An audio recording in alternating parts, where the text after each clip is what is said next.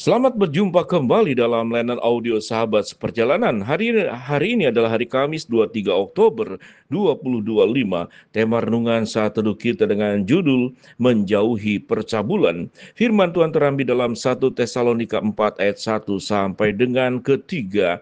Akhirnya saudara-saudara, kami minta dan nasihatkan kamu dalam Tuhan Yesus. Kamu telah mendengar dari kami bagaimana kamu harus hidup supaya berkenan kepada Allah. Hal itu memang telah kamu turuti, tetapi baiklah kamu melakukannya lebih bersungguh-sungguh lagi.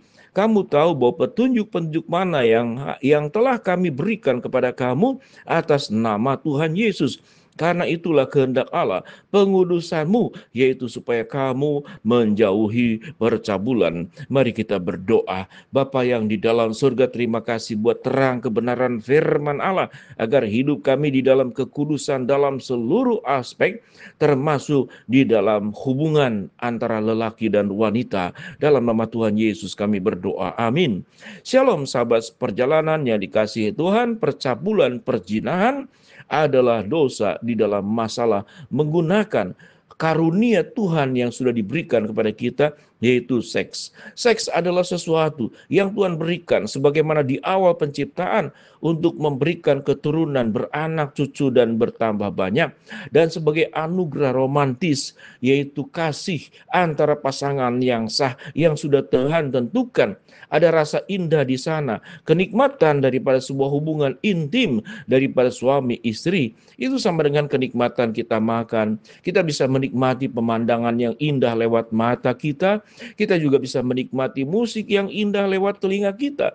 Kita juga bisa menikmati berbagai macam keindahan mungkin dari aspek-aspek yang lain.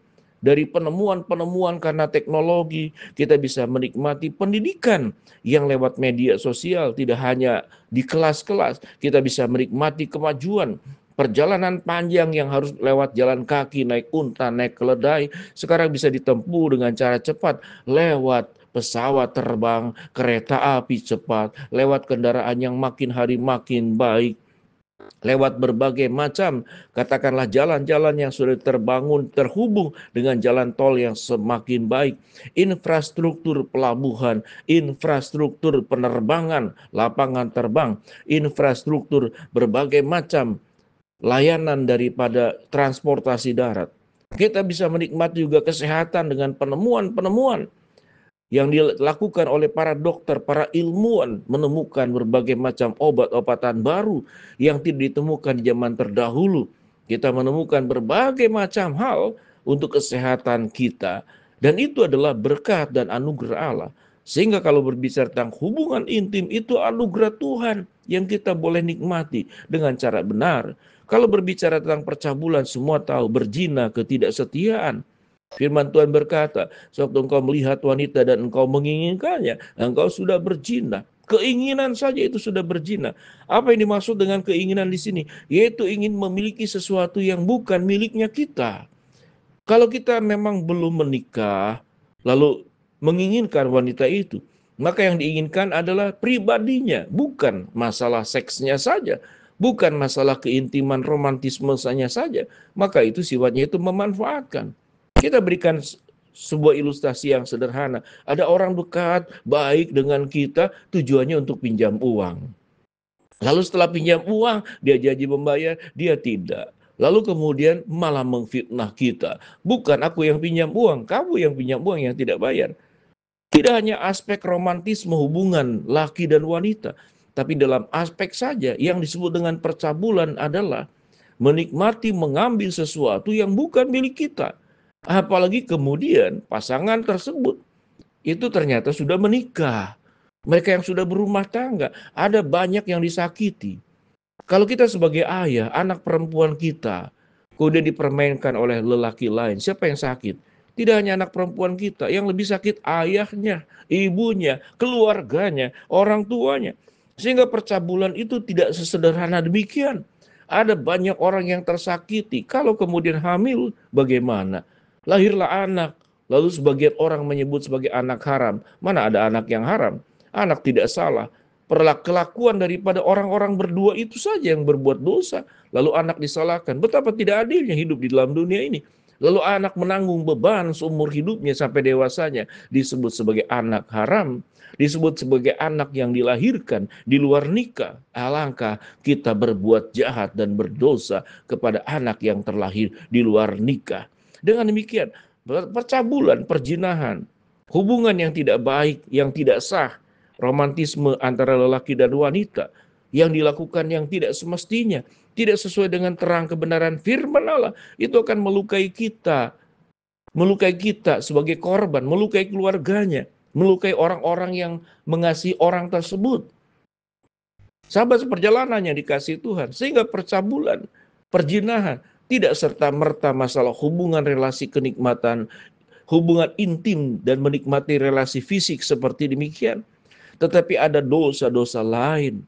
Ada orang yang bisa terluka, ada orang yang bisa tersakiti, ada orang yang masa depannya tertutup karena kita berbuat buruk.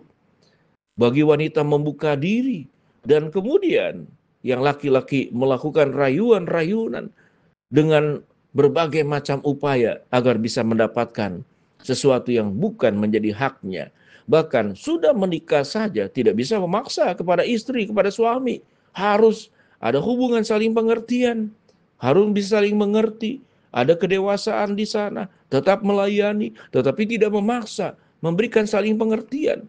Dan itu Tuhan sudah sediakan dalam sebuah lembaga yang resmi yang namanya pernikahan yang Tuhan dirikan. Jangan menikmati sesuatu yang bukan hak kita. Jangan menikmati sesuatu yang di luar koridor hukum dan koridor firman Allah.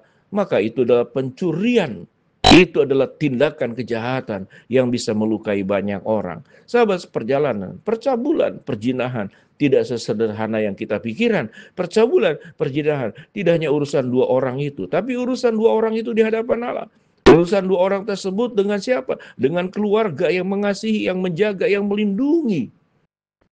Sehingga tidak heran ada peristiwa orang dibunuh karena sakit hati, karena pasangannya, karena anaknya diperlakukan secara tidak benar oleh pihak lain dengan tujuan adalah masalah keintiman fisik yang namanya percabulan dan perjinahan.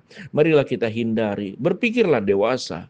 Aspek percabulan perjinahan tidak hanya berbicara tentang romantisme, keindahan hubungan fisik, tetapi berbicara tentang orang itu punya harga diri. Orang tersebut harus dijaga kehidupannya. Orang tersebut harus dijaga masa depannya. Orang tersebut tidak dirampas akan hak-haknya. Orang tersebut punya hak untuk hidup dalam kekudusan dan kehormatannya yang kita tidak rampas. Berhentilah. Kalau kita sudah melakukan, apalagi ada niat-niat untuk melakukan, apalagi perbuatan tersebut sudah dilakukan berulang-ulang.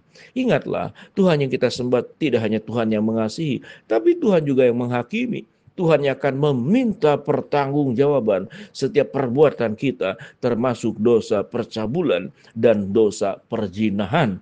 Kalau engkau sudah melakukannya, berhentilah. Kalau engkau ada niat, berhentilah. Ingatlah kekudusan kebenaran yang firman Tuhan katakan, inilah kehendak Allah, pengudusanmu, supaya kamu menjauhi percabulan. 1 Tesalonika 4 ayat yang ketiga. Mari kita berdoa. Bapa dalam surga, hamba-Mu berdoa buat sahabat seperjalanan yang sakit, Tuhan jamah sembuhkan, yang sedang menghadapi masalah Tuhan bukakan jalan, yang sedang berdoa Tuhan kabulkan sesuai dengan kehendak Tuhan yang terbaik. Di dalam nama Tuhan Yesus kami berdoa. Amin. Shalom, Tuhan memberkati kita semua.